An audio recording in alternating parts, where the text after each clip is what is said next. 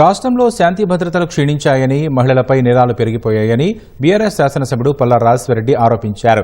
Budget పదులపై చర్చలో భాగంగా మాట్లాడిన ఆయన పోలీస్ స్టేషన్లకు కనీసం నెలవారీ నిర్వహణ ఖర్చులు కూడా 5 నెలలుగా డబ్బులు ఇవ్వడం లేదన్నారు. పల్లా రాజేశ్వరరెడ్డి ఆరోపణలను మంత్రి పొన్నం ప్రభాకర్ ఖండించారు. హత్యలు గాని, కిడ్నాప్లు గాని, రేపులు గాని మహిళల మీద గత సంవత్సరం 19,013 ఉంటే ఈ సంవత్సరం 19,922 13.75%. ఎంఎంటీఎస్ రైల్లోకి ప్రయాణిస్తున్న వాళ్ళ మీద ఇమ్మీడియట్ గా అటాక్ జరిగితే పట్టించుకున్న నాదు లేదు అధ్యక్ష. ఒక అడ్వకేట్ ని అడ్డంగా నరికేసింది అధ్యక్ష హైదరాబాద్ నగరంలో. ఇక కత్తులు పట్టుకొని మొత్తం కూడా ఇలా వీరవిహారం చేస్తున్న పరిస్థితి ఉన్నది అధ్యక్ష. వారు ఏదైనా చెప్పచ్చు కానీ తప్పుడు సమాచారం ఇవ్వద్దు అధ్యక్ష. నిన్న ఎంఎంటీఎస్ కు సంబంధించిన రైల్లో జరిగిన సంఘటనలో నిందితుడు అరెస్ట్ చేయబడినాడు. అక్కడ పోలీస్ స్టేషన్ ఉన్నాడు. మీరు ఎవరు పట్టుకోలేదని అంటారు. ఎంఎంటీఎస్ కు సంబంధించిన పూర్తి వివరాలనే దానికి సంబంధించి జరిగిన సంఘటన, రైల్లో జరిగిన సంఘటనకు సంబంధించి ఎక్కడ కూడా ప్రభుత్వం స్పందించకపోవడం కానీ చర్య తీసుకోకపోవడం కానీ లేనేలేదు. నేను నా యొక్క స్టోరీ చెప్పట్లేదు అధ్యక్ష. డీజీపీ జితేందర్ గారు వారి యొక్క రిపోర్ట్ ని ఇతర అధికారులతో ప్రవేశపెట్టిన దాని రిపోర్ట్ ను మాత్రమే నేను ఇక్కడ ఉదాహరిస్తున్నా తప్ప ఇది బీఆర్ఎస్ స్టోరీ కాదు, పల్లరాజేశ్వరి స్టోరీ కాదు అధ్యక్ష. అధ్యక్ష, మెయింటెనెన్స్ బిల్ ఇస్తాం అధ్యక్ష. నెలకు మన యొక్క పోలీస్ స్టేషన్స్ రన్ చేయడానికి 25,000, 50,000, 75,000 అని 5 నెలల నుంచి లేకపోతే ఆ పోలీస్ స్టేషన్ లో ఉన్న వాళ్ళందరూ కూడా ఎవరైనా కంప్లైంట్ చేయడానికి వస్తే చాలు వాళ్ళతోనే పెన్నులు, పేపర్లు, అదేవిధంగా పేపర్ ఇవన్నీ కూడా 2014 కంటే ముందు ఏ విధంగా పోలీస్ వ్యవస్థ ఉందో మళ్ళా వెనక్కి వెళ్ళిపోయింది అధ్యక్ష. అంతేకాదు ఇలా పెట్రోలింగ్ వాహనాలు బ్రహ్మాండంగా ఇచ్చిన అధ్యక్ష.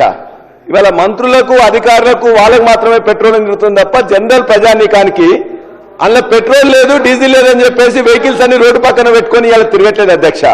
అంటే నేరాలు ఎక్కడైతే జరిగినాయో దాన్ని ఎక్కడ ఛేదించినా కూడా వాళ్ళ పరిస్థితి ఎట్లా ఉందంటే పోలీసుల దగ్గర మెయింటెనెన్స్ కి డబ్బులు లేవు, డీజిల్ కి డబ్బులు లేవు, వాళ్ళ పర్సనల్ యూజెస్ కి డబ్బులు లేవు. కాబట్టి మొత్తం కూడా ఈ నేరాలు ఛేదించబడట్లే. అదేవిధంగా ఆ నేరాల్లో అధ్యక్ష ఇవాళ దరిదాపుగా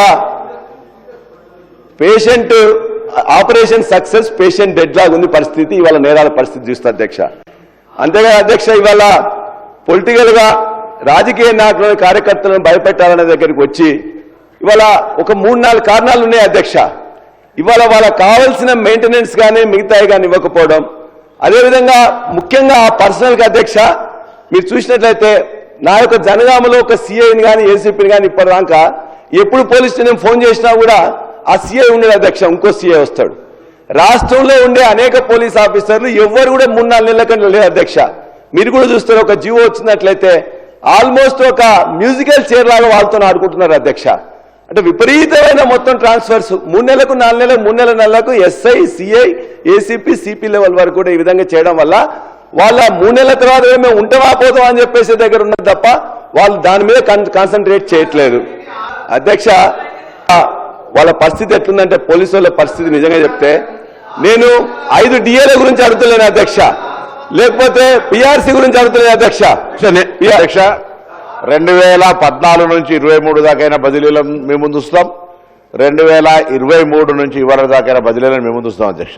ఎవరు ఎంతకాలం ఎక్కడెక్కడ పనిచేశారో మీరు నాకు సమీక్షించి పోలీసులకు నేనేం చెప్తున్నాను మీ ద్వారా, సభ ద్వారా, పోలీసులు మీరు మాట్లాడే ప్రతి మాట తెలంగాణ శాంతి భద్రతలకు సంబంధించి, తెలంగాణ పోలీసుల మనోధైర్యానికి సంబంధించి, మీరు ప్రభుత్వం నుంచి పోలీసులకు సంబంధించి ఇంకేం కావాలో అడగరు. మీరు అడిగినారు నెలవారీ డబ్బులు వాళ్ళకు ఏదైతే మెయింటెనెన్స్ ఎక్స్పెండిచర్ వస్తలేనారో డెఫినెట్లీ అటువంటి అంశాలను రేజ్ చేయండి. కానీ పోలీసులు బదిలీలు అవుతున్నాయి, లేకపోతే మీ దగ్గర చోరీ అయింది ఏం రాలే, వాళ్ళని పూర్తిగా అవినీతి పరులుగా చిత్రీకరించే ప్రయత్నం చేయడం ద్వారా రాష్ట్రంలో రేపు పొద్దున ఇది ఎవరికో ఒకరికి, ఒక రాజకీయ పార్టీకి, ఒక వ్యక్తులకు సంబంధించిన అంశం కాదు అధ్యక్ష.